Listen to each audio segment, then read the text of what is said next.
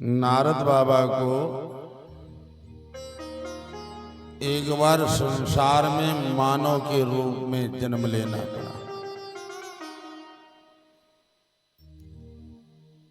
और किसी दूसरे ने नहीं, स्वयं उनके भाई दक्ष ने श्राप दे दिया, जिसके कारण नारद बाबा को मानव योनि धारण करनी पड़ी। कभी कभी हित करना भी बुरा हो जाता है। नारद बाबा तो सबके हित ऐसे हैं, नारद बाबा किसी का अहित करते ही नहीं। उनके नाम का ये प्रभाव, कहते नारम ददाति सयो नारदा। नार कहते ज्ञान को, जो ज्ञान प्रदान करता है उसे नारद कहा जाता है।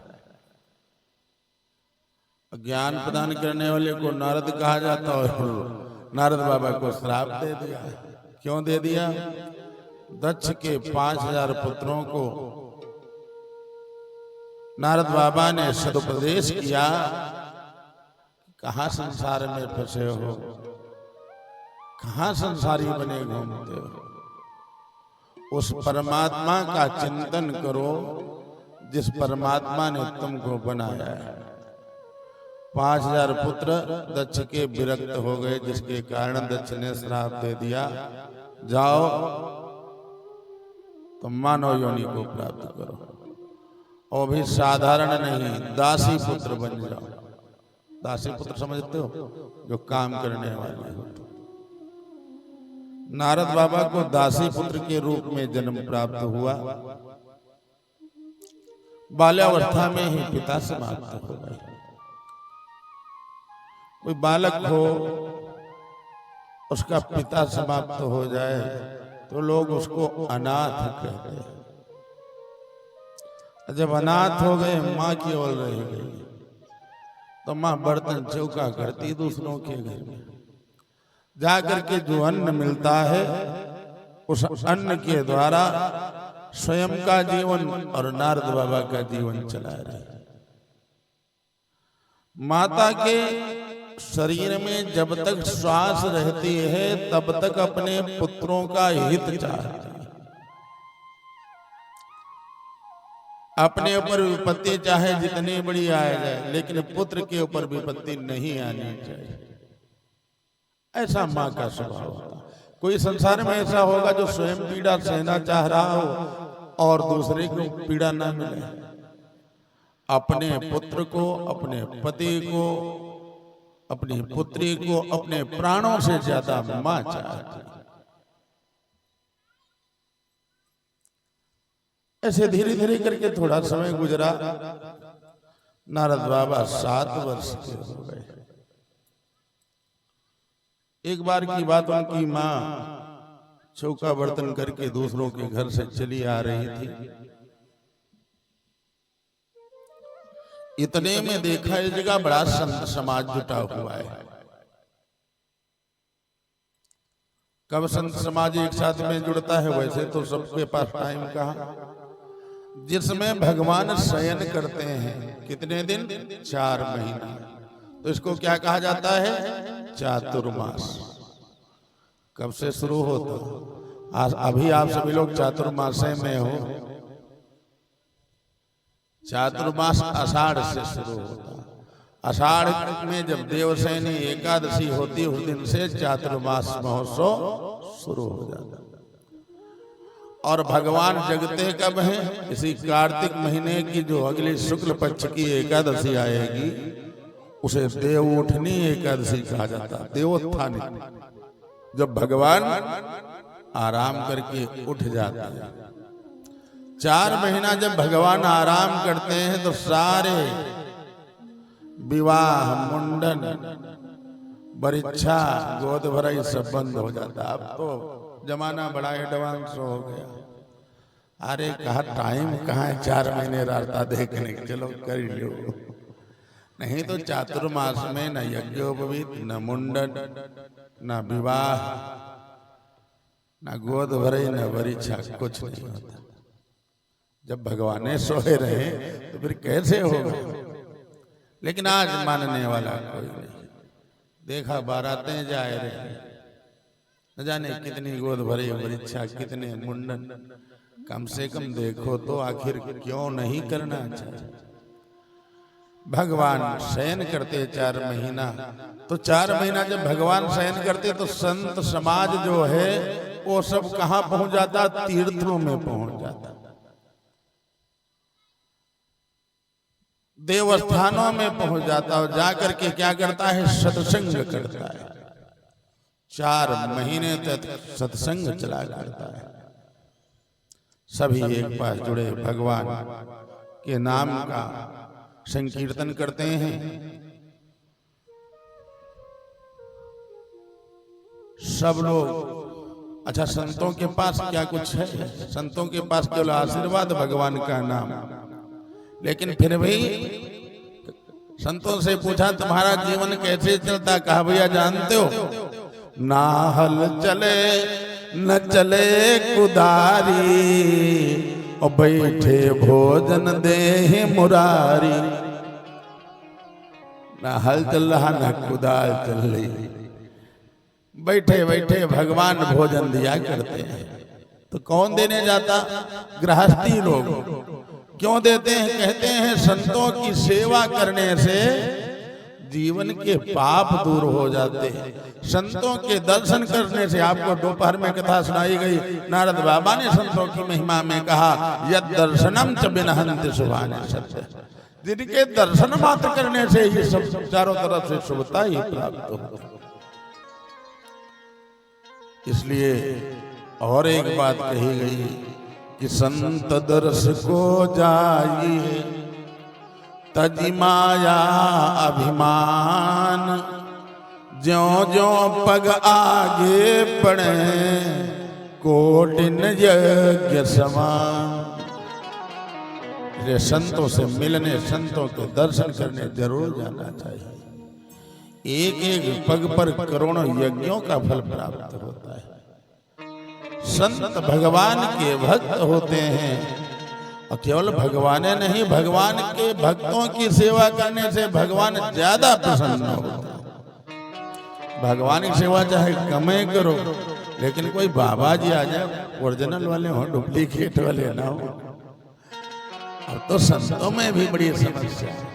संत भी कई प्रकार के हो गए, असली संत, नकली संत, फसली संत और कतली संत। कुछ लोग तो बहुत सारे कत्ल किए, चोरी करी, डकैती करी, इतने किए थे, लद गए, कहा बाबा बन जाओ, भाग चलो, जान ना पावे कोई। तो इनसे तो भाई सावधान रहो। कुछ फसली संत होते हैं, भाई धान तैयार हो ही रहे हैं, धान कटने लगे ना, आपको कटाने जाना है, तो कहा धान तैयार हो गए, कुछ तो बाबा आएंगे। फसल जब तैयार होती, धान गेहूं तैयार, बाबा आएंगे, भाई बाबा को जरूर दो। वो केवल फसली संत केवल फसल के समय नजर आते हैं, फिर उसके बाद नजर नहीं आते। नकली संत केवल वेशभूषा संतों की बनाए हैं, लेकिन अंदर कितना पाप भरा है कोई नहीं जानता। और असली संतों की क्या पहचान? जो रात दिन भगवत चिंतन किया करते हैं, और केवल एक ही उनके अंदर धारणा होती, क्या कि मिलता है सच्चा सुख केवल भगवान तुम्हारे चरणों में मिलता है। सुख केवल भगवान तुम्हारे चरणों में मिलता है। सुख केवल भगवान तुम्हारे चरणों में मिलता है सच्चा सुख केवल भगवान तुम्हारे चरणों में मिलता है सच्चा सुख केवल भगवान तुम्हारे चरणों में। भगवान तुम्हारे चरणों में, श्री श्याम तुम्हारे चरणों में। भगवान तुम्हारे चरणों में, श्री राम तुम्हारे चरणों में।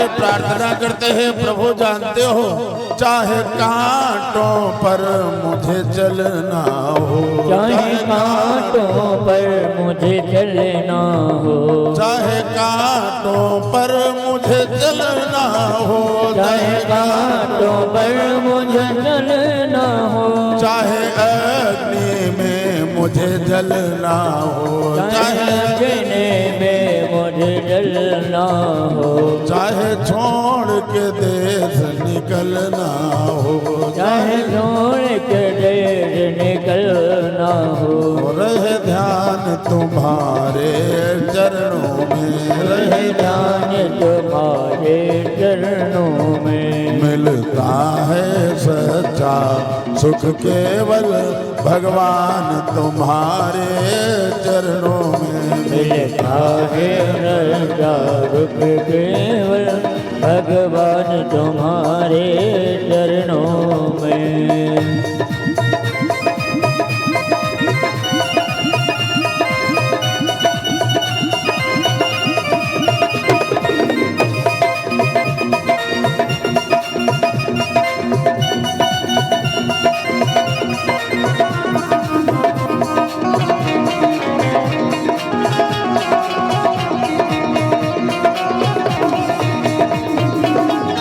संत भगवान की ऐसे संतों की सेवा में नारद बाबा पहुंचे।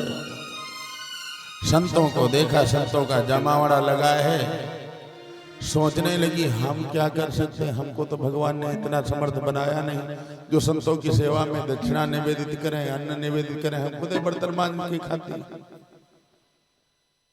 लेकिन विचार किया कोई जरूरी नहीं है कि हमारे पास धन नहीं तो हम यज्ञ में भाग नहीं ले सकते। आज उस दासी ने जिन जिनके यहाँ पर वो काम करती थी, जल्दी जल्दी काम को समाप्त करके बाबा लोग जहाँ पर भोजन करते जो पत्तल रह जाती, बाबा जी से कहा बाबा जी ये पत्तल आप ना उठाया करो, इन पत्तलों को हम उठा दिया करें। पत्तलों को उठाती और पत्तलों का वो शीत प्रसाद सारा एक पास इकट्ठा करती, इकट्ठा करने के बाद में फिर भगवान का भोग लगाती। इस संसार में जो लोग बिना भगवान को भोग लगाए स्वयं भोजन करते हैं तो भुंजते ते तो घम पापा ये पचन्त्यात्म कारण, वो पाप खाते हैं, अन्न नहीं खाते, वो पाप खाते। इसलिए जो पहले बनाओ तो क्या करना चाहिए, पहले भगवान को निवेदित करना चाहिए। तुलसी बाबा ने भी कहा कि तुम ही निवेदित भोजन करही, प्रभु प्रसाद पट भूषण धरही। भगवान के भक्त कौन हैं जो पहले भगवान को निवेदित करते। भगवान कुछ ले थोड़े जाते, भगवान रसग्राही हैं, भगवान वस्तुग्राही नहीं। भगवान उसके रस को प्राप्त कर लेते और वस्तु जैसे के तैसे बनी रहती। जैसे कोई फूल को सूंघ ले, क्या फूल का वजन कम पड़ सकता है? नहीं कम पड़ता ना। वैसे ही भगवान इन रसों का भोग करते हैं, जैसे कोई सुगंधी को ले और पुष्प का वजन नहीं घटता। आप भोग लगाते हो, बताओ ये को लड्डू कभी कम पड़े? जितना लगाया उतना भगवान वापस कर देते, नहीं वापस कर देते। अगर कहीं भगवान दो चार ले लेते होते तो लोग लौट कराने ही न जाते। तो भगवान रसग्राही व रसग्राही भगवान। इसलिए जो भी तुमको प्राप्त हो, चाहे वस्त्र हो, चाहे आभूषण हो, चाहे अन्न हो, चाहे भोजन हो, वह भगवान को पहले भेंट करना चाहिए। भगवान चढ़ाए दो तो वह प्रसाद बन जाते हैं, और प्रसाद कभी किसी को नुकसान नहीं करता। मीरा ने तो प्रसाद मान करके विष को पी लिया, और विष पीने से भी मीरा को कुछ नहीं हुआ, क्योंकि भगवान श्याम ने उस विष को अमृत बनाया था। भक्ति तो हो, भगवान के प्रति विश्वास तो हो। सेवा करने लगे।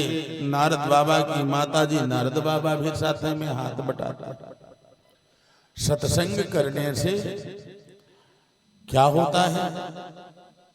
अज्ञान हेतु कृतमोह मदांधकार, अज्ञान के द्वारा किया गया मोह मद रूपी अंधकार नाशम विधाय ही तदोदयते विवेक, वह नाश हो जाता है और सुंदर विवेक की उत्पत्ति हो जाती है। और जो जहां विवेक है, जहां विद्या है, जहां बुद्धि है, वहां विपत्ति नहीं आती, वहां तो सुमति सबकी बनी रहती और कुमति नहीं आती, रहते सबके पास। कहते हैं कि सुमति कुमति सब के उर राही, सुमति सुमति सुबह के उर राही, सुमति कुमति सब के उर राही, सुमति कुमति सब के उर राही, वेद पुराण निगम असकाई,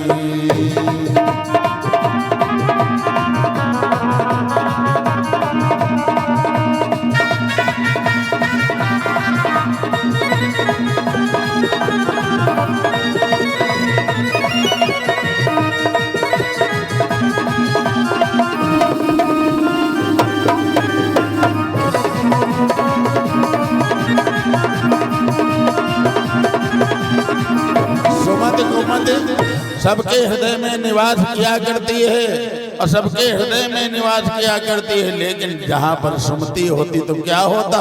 जहां सुमति तहाँ संपत्ति नाना, जहां सुमति तहाँ संपत्ति नाना, जहां कुमति तहाँ विपत्ति निदान।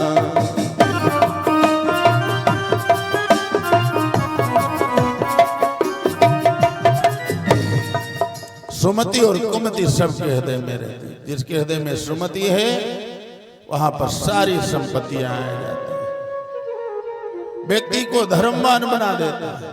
और जो व्यक्ति धार्मिक है, जैसे जिम सरिता सागर मह जाही, यद्यपि ताहि कामना नाही। सरिताएं अपने आप जाकर के समुद्र से मिलती या समुद्र बुलाने आता किसी को, तुम आओ आकर के मुझसे मिलो। अपने आप जाती नहीं जाती ना? जो नदियां हैं अपने आप समुद्र में मिलने जाती कि नहीं जाती? समुद्र किसी को बुलाने आता, तुम आओ आकर के मिलो हमसे, स्वयं मिलने जाता। तो जिम सरिता सागर मह जाही, यद्यपि ताहि कामना नाही। उसकी कामना नहीं होती आकर के हमसे सरिताएं मिले। तिम सुख संपत्ति बिनहि बुलाए, धर्मशील पहि जाहि सुभाए। वैसे ही सुख और संपत्ति जो धर्मवान व्यक्ति होते हैं उनके यहाँ पर स्वतः चल करके आ जाते। नारद बाबा सेवा कर रहे हैं, संतों के साथ सत्संग कर रहे हैं, बड़े आनंद की अनुभूति हुई। हैं तो ब्रह्मा जी के पुत्र, पूर्व जन्म में कौन थे नारद बाबा? ब्रह्मा जी के मानस पुत्र हैं। ब्रह्मा जी ने जो 14 अपने मानस पुत्र उत्पन्न किए, उन 14 पुत्रों में नारद बाबा प्रमुख। आज नारद बाबा को पूर्व जन्म की स्मृति होने लगी। भगवान से निवेदन किया, प्रभु आप तो बड़े दयालु हो। हमने सुना है आपका यश गीता वेदों में गाया गया है। हे भगवान, हमारे ऊपर दया हो। आकाशवाणी हुई नारद बाबा के लिए, ये सुनो नारद, अभी तुम संसार के कुचक्र में फंसे हो। जब तक संसारी हो, संसार में प्रेम है, तब तक तुमको भगवान के दर्शन नहीं हो सकते। धीरे धीरे समय व्यतीत हुआ। एक बार उनकी माता जी, चातुर्मास महोत्सव किस महीने में होता? आषाढ़ की, आषाढ़ी से लेकर के श्रावण, भादो, कुआर और कार्तिक, 4 महीने, कार्तिकी एकादशी तक चातुर्मास महोत्सव चलता। तो उसी में भादों का महीना, बरसात हो रही थी, माता जी उनकी जा रही थी, तब तक सांप ने डस लिया। सांप के डसने से नारद बाबा की माता जी भी राम नाम सत्य हुई गई। अब नारद बाबा अकेले रह गए। जब अकेले रह गए तो भगवान का भजन और बढ़ गया और भगवान से कहा, प्रभु अब इस संसार से हमको भी मुक्त कर दीजिए। आकाशवाणी हुई, कहा अथवा हमको दर्शन दीजिए। आकाशवाणी हुई, नारद इस शरीर से तुमको हमारा दर्शन प्राप्त नहीं हो सकता। जिस शरीर से भगवान का दर्शन ना हो सके, भगवान की कथाएं न सुनी जा सके, मंदिर में माथा टेका न जा सके, गुरु संत ब्राह्मणों की सेवा न हो सके, ऐसे शरीर का रहना निरर्थक है। नारद बाबा ने कहा, जिस शरीर से परमात्मा का दर्शन नहीं हो सकता, हे भगवान दया करो और यह शरीर छूट जाए।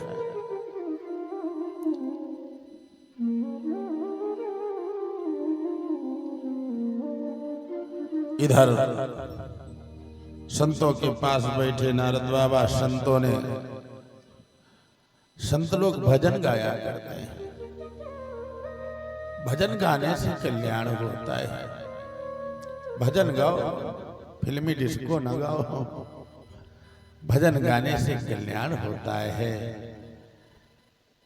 अगर भजन किया उस व्यक्ति का अकल्याण कभी नहीं हो सकता। तो संत लोग गाए रहे थे, जैसे बड़ा सुंदर पद लिखा कबीर जी ने। क्या गा रहे हैं कि गोरी बात गठियालो चुनरिया माँ, गोरी बात गठियालो चुनरिया माँ, गोरी बात गठियालो चुनरिया माँ, गोरी बात गठियालो।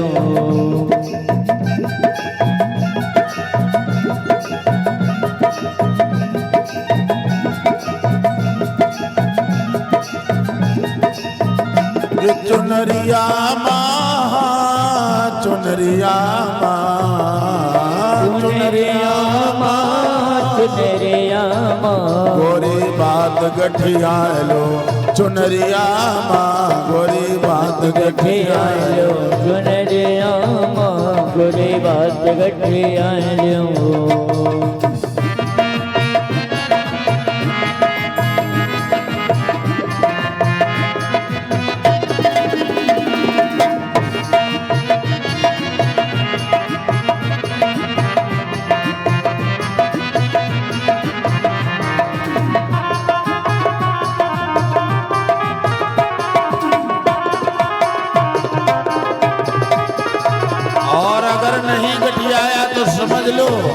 बिन भाव बिक जई हो बजरिया माँ, बिन भाव बिक जई हो बजरिया माँ, बिन भाव बिक जई हो बजरिया माँ, बिन भाव बिक जई हो।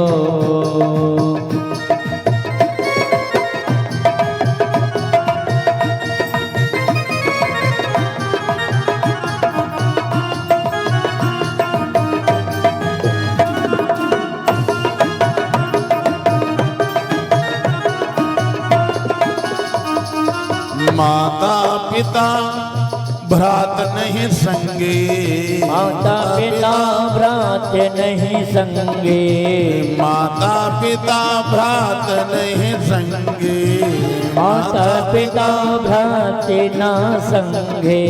दुनिया की है चाल दुरंगी, दुनिया की है चाल दुरंगी, दुनिया की है चाल दुरंगी, दुनिया की है चाल दुरंगी। सब छोटे गए हैं, हाँ सब छोटे जई हैं डगरिया माँ गोरी बात गठिया लो चुनरिया माँ गोरी बात गठी आई लो चुनरिया माँ गोरी बात गठी आई लो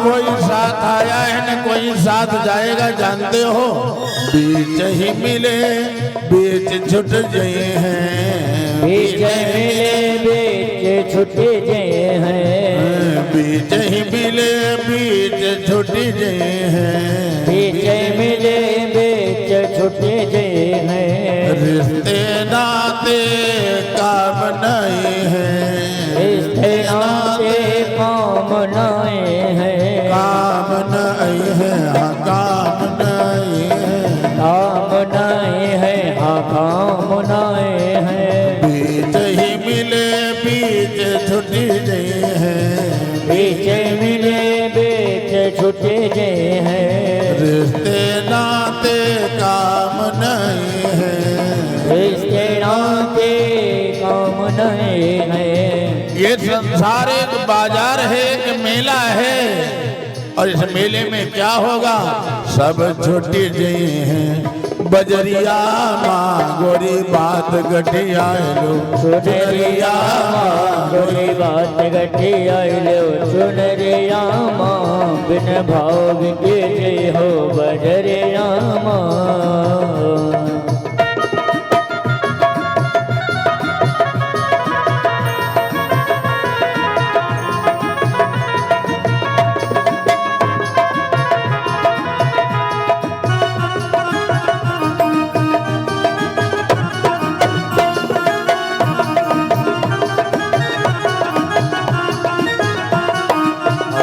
कहत कबीर सुनो भाई साधो कहत कबीर सुनो भाई साधो कहत कबीर सुनो भाई साधो कहत कबीर सुनो भाई साधो सुनो भाई साधो सुनो भाई साधो सुनो भाई साधो सुनो भाई साधु कहत कबीर सुनो भाई साधो कहत कबीर सुनो भाई साधु कर लो भजन उमरिया में गोरी बात गठिया लो चुनरिया माँ गोरी बात गठी आई लो चुनरिया माँ गोरी बात गठी आई लो